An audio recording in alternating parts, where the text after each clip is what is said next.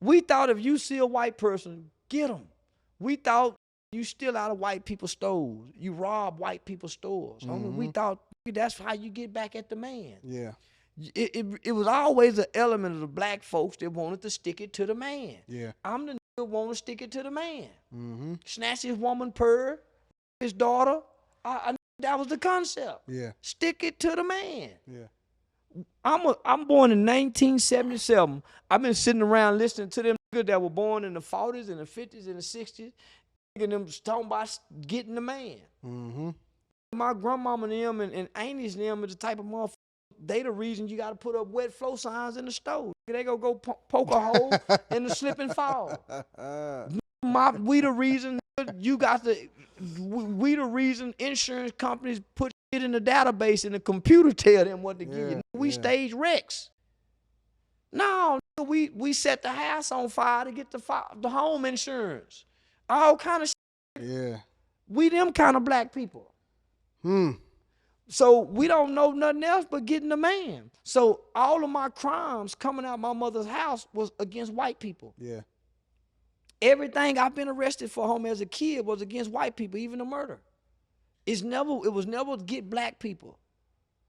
The people that give you the most smoke is black people.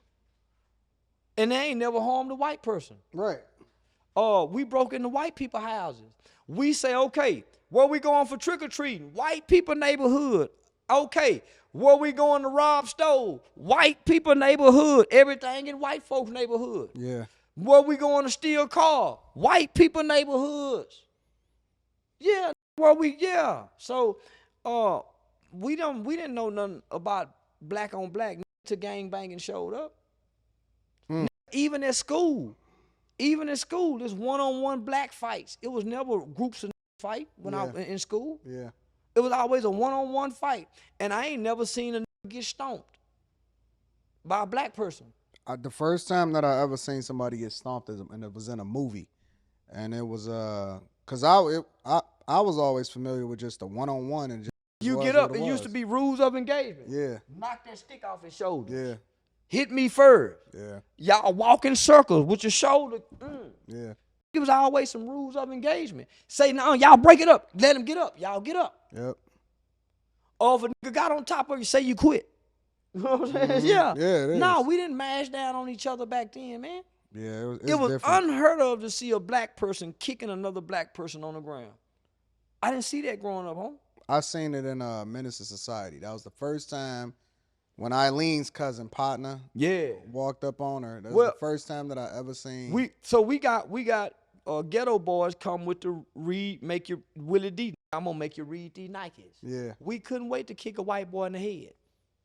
That's what we saying while we stomping the white boy as we taking his starter hat, his NBA hat, his jacket, his bike.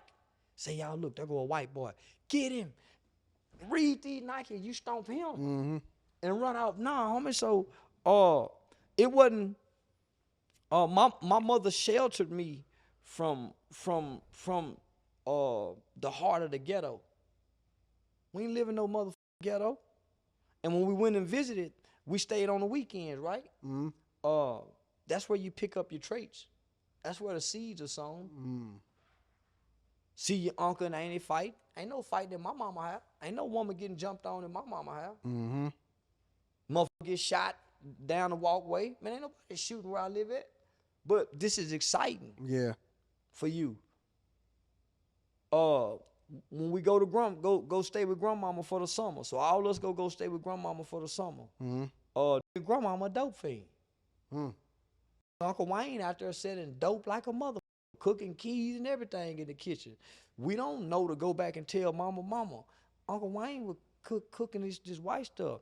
The first time I saw cracking when my grandmama moved in at my auntie house. Dang. I ain't never. That was on television. First time I used to see it in the Darryl program. But no, we in my cousin's room looking one day. It was in the vial. Grandmama smoke crack, y'all. So nah, homie, that was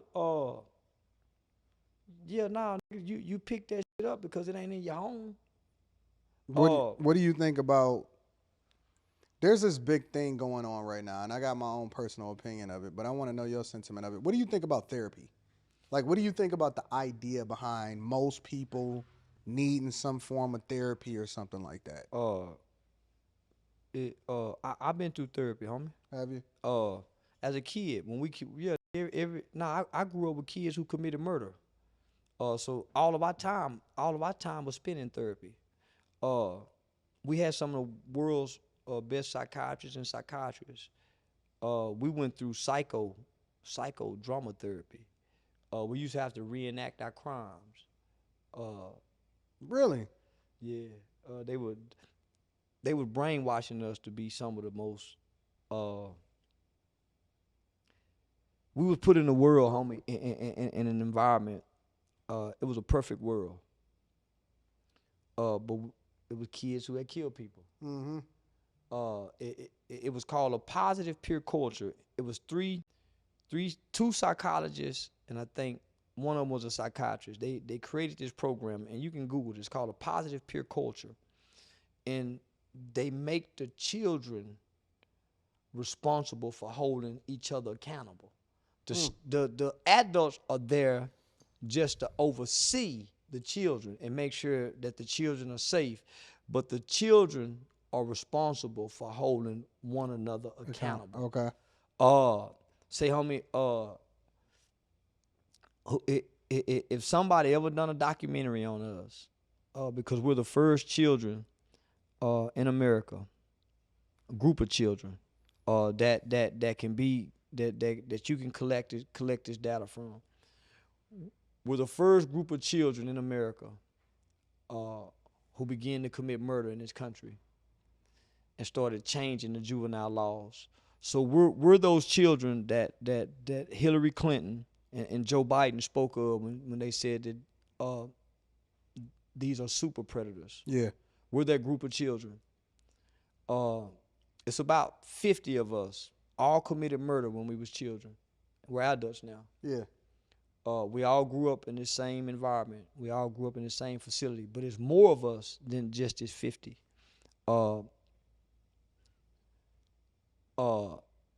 They were brainwashing us, homie, to have empathy.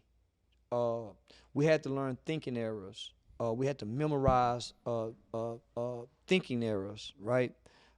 Justifying, blaming, minimizing, making excuses, all or nothing. Authority problems, inconsiderate to self and others, easily aggravating others, misleading others, easily misleading. Man, we had to memorize this shit, homie. You still remember all of that stuff? I told you they brainwashed us. Dang, that's tripped out. So, but look what it produced.